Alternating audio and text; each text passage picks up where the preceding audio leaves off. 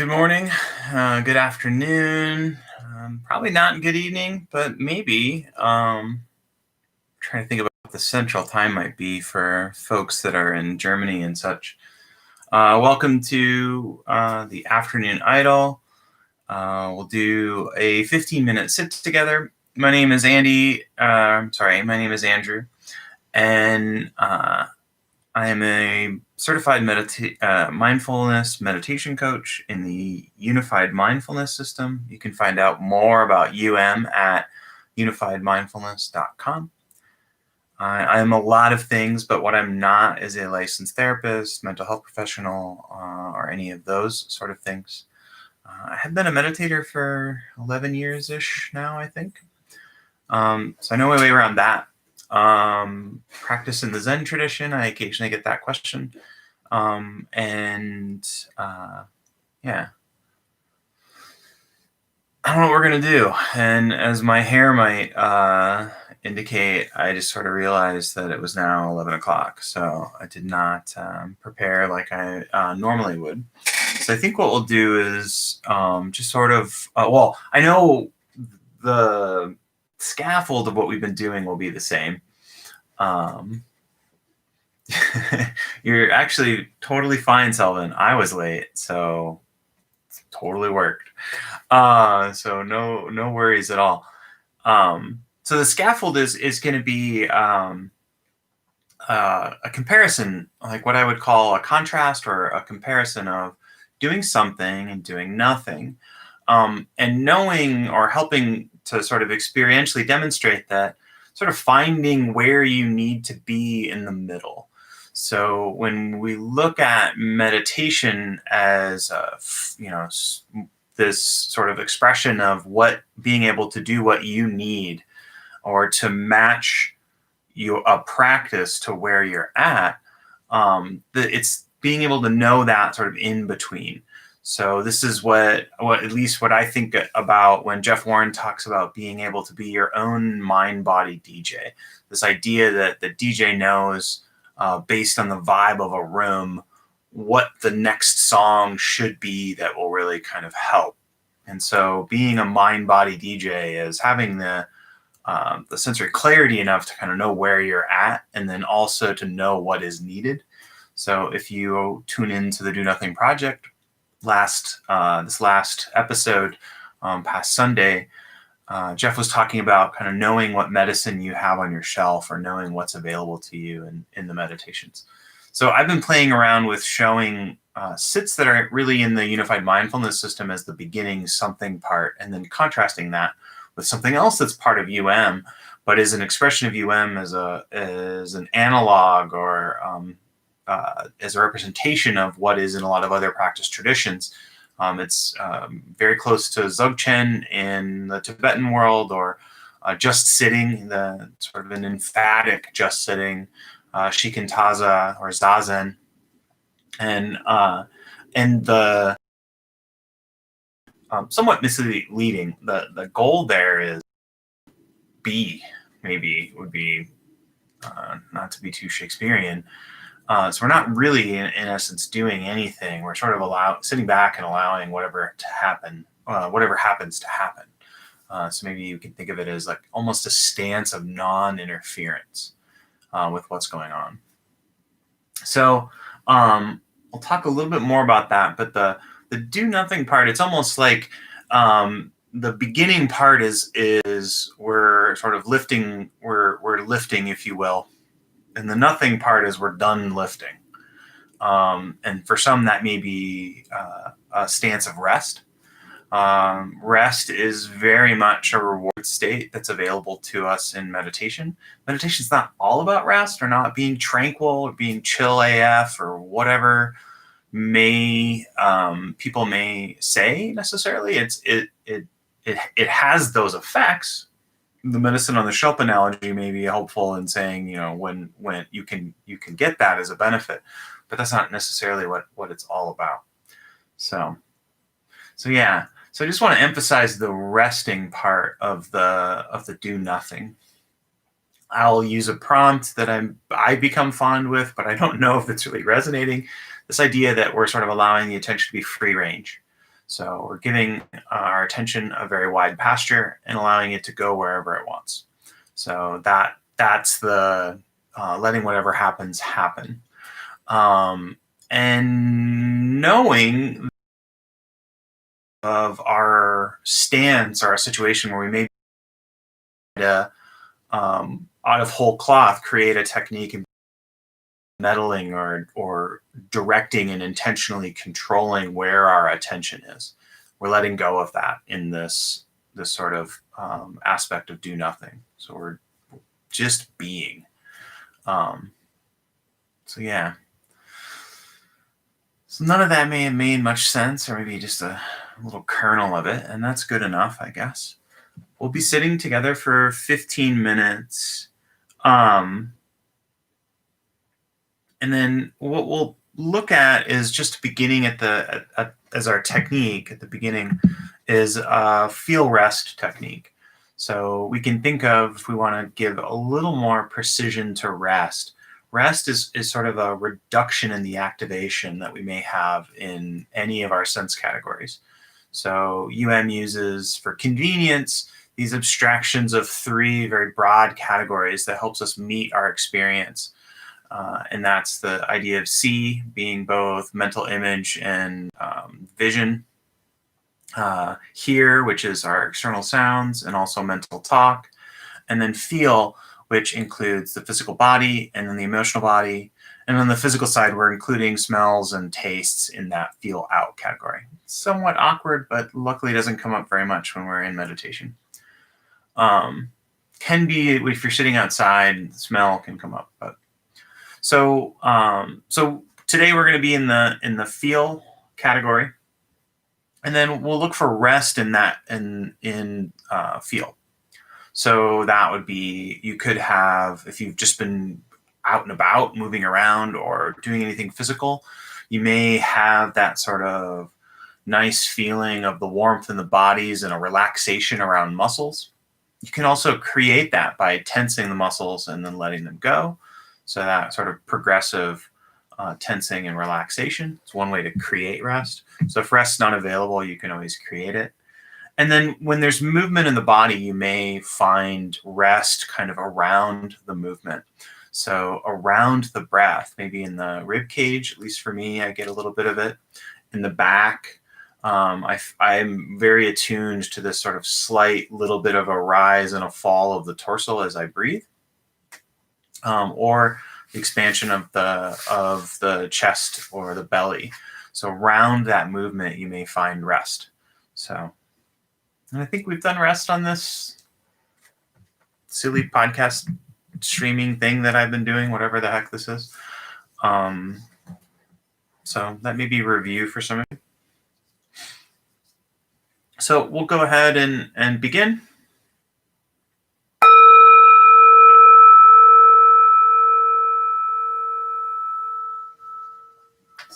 So we begin with adopting a posture that helps us to be both relaxed and alert, upright, dignified. And this helps us cue into the nervous system that we're looking to pay attention. I often joke that I wish posture didn't matter, but it can matter. And you're always welcome to experiment with your posture. So this is just an invitation to try this, and you can always play with your posture a bit. And then just a quick sort of scan for tension to see if there's any present. And oftentimes, not always the case, but oftentimes when we notice the tension, we'll sometimes get a relaxation. And if not, we can provide a sort of no big deal, that's cool too sort of attitude. We'll begin to take in a bit of that stance of equanimity. And then finally, for our breath tempo as we begin, low and slow, or put another way, we can switch the order. Breathing in slow through the nose allows us to fill the lower parts of the lungs. And when we breathe more completely low into the lungs, we don't rush to fill the lungs. That helps us to get a tempo that cues the nervous system that it's okay to rest and relax. You can say that we're disengaging the vagal brake, which allows the parasympathetic system to come online.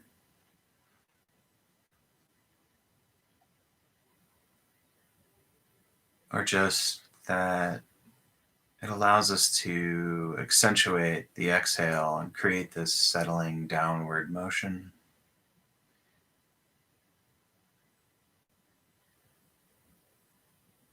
And to begin, our focus range is feel in and feel out. So the emotional body, physical body,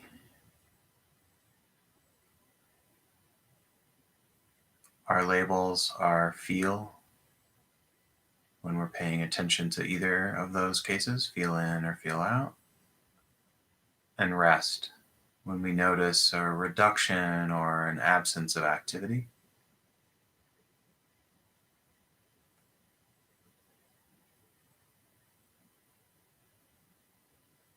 We allow our attention to move within our focus range. When we notice that it's been pulled away, we have a chance to offer a sort of a quantumous nod. So it's the waking up to being out of our focus range that's beneficial. We simply bring the attention back with care and understanding.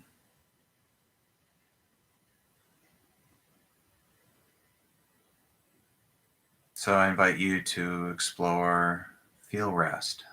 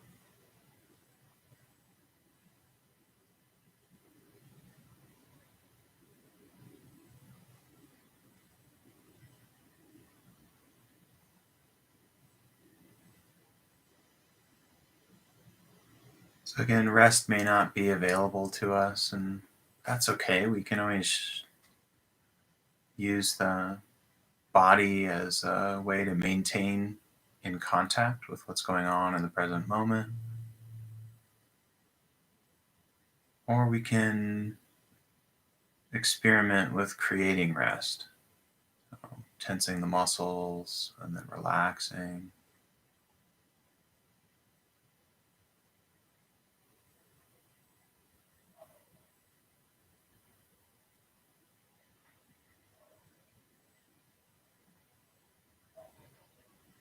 Or we can experiment with what Dr. Andrew Huberman calls physiological sigh. So this idea that we would do a double inhale. So we breathe in and then exhale. So when we do these 2 inhales through the nose, and then slow and maybe even exaggerated exhale can help create a reduction in the activity in the body and a rest sensation.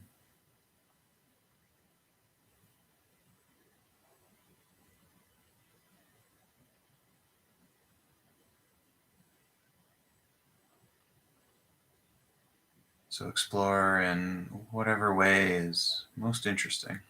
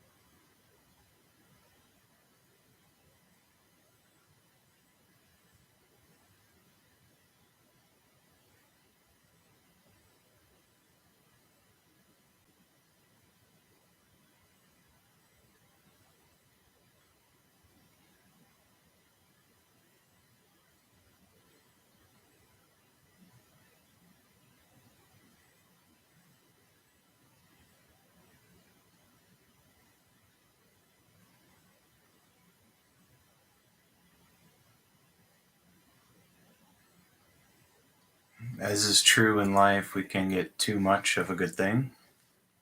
So if we're too restful, we may get so relaxed that we begin to nod off or fall asleep.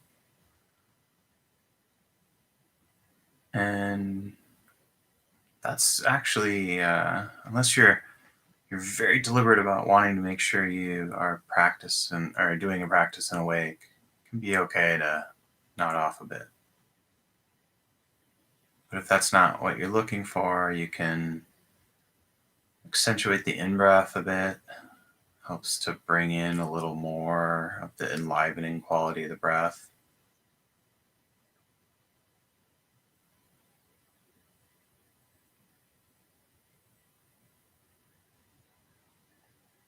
Can expand your awareness a bit to include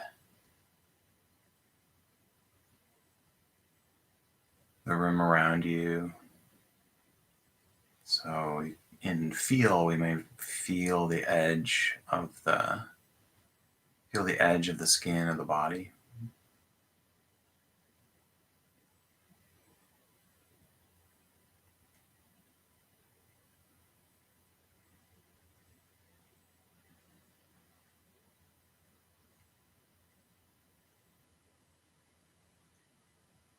Just to draw in a little more alertness before we make this shift over to an effortless portion of our time. So again, we move into this free range awareness, allowing the awareness to go wherever it would like. Doing so from a position or a place of rest. We're just allowing.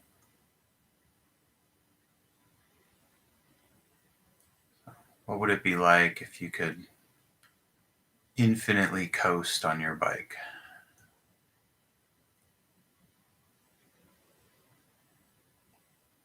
So exploring, do nothing.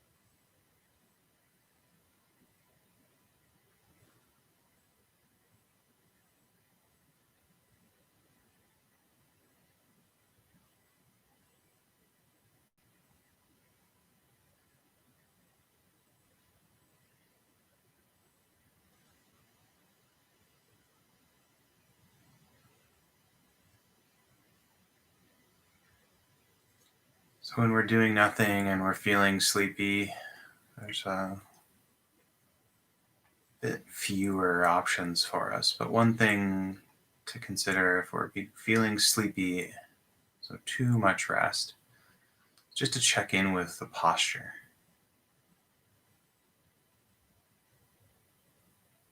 So again, we want the posture ideally, if physically possible, spine is upright, the nose is aligned with the navel, the shoulders stacked over the hips.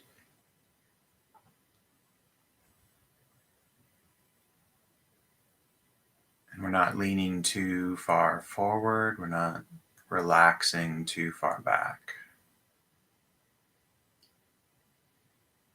So our posture is almost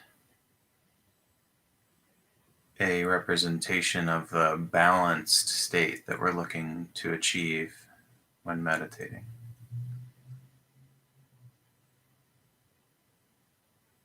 Relaxed, but not too relaxed. And alert, but not too alert.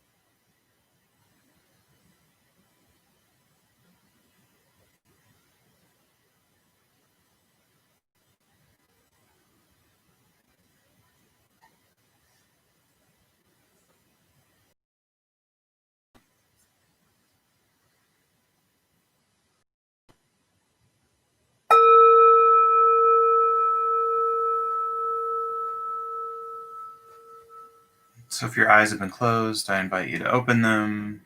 If your gaze has been dropped, lift it and connect to your surroundings. Thank you so much for your practice. Thank you for everyone who tuned in live, and then also in the future to those that are tuning into the recording. Been getting a few messages from folks that are watching after, so I appreciate that. If you have questions, I can offer a response, and if you have reports too, that would always be great to hear. Part of the emphasis on rest today is I got a little bit of feedback on the do nothing part, that rest has been available for some people. And so I kind of want to emphasize that a bit. So thank you very much, Salvin. You are very welcome. So yeah, so there's a kind of, you begin to kind of, it's almost when you start doing a lot of do nothing sits, I feel like you're tuning to that stance, and in doing that, you can begin to get sort of pleasurable or restful quality to that. And so I think I'd said this either Monday or yesterday, because of the emphasis on posture in the way that often Zazen is sort of communicated. It's very much a position of posture. I focus a lot on the positional quality of my spine. And when I become distracted or when I'm sleepy, I often find myself kind of hunched or sort of slumped to one side or another. And so like sort of tuning up the posture a bit is helpful. And then finding a way to hold that posture where there's not efforting is non-trivial at first. So I just offer that.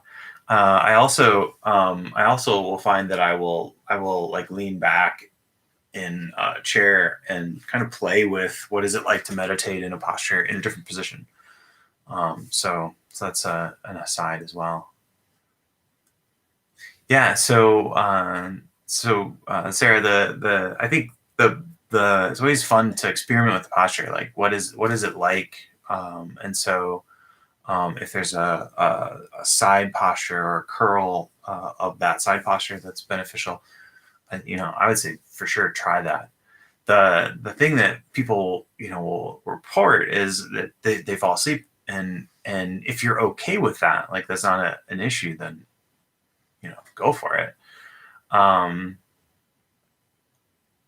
it's also, people bring this up sometimes, but the emphasis is on the seated posture, at least from the way the Buddhist teachings have come in and been sort of shown in a secular context. So the seated posture is definitely there. The old school Buddhist perspective, or the Theravada and the school of the elders, they do a lot of walking meditation. So those two forms are very common. But standing and lying down were also postures that were taught, at least in the teachings. And so that's always something to offer as a comment. Taoist meditation, and I think it's also a form that you'll see in Tai Chi. There's a sort of there's a tradition of a standing meditation or a standing posture meditation.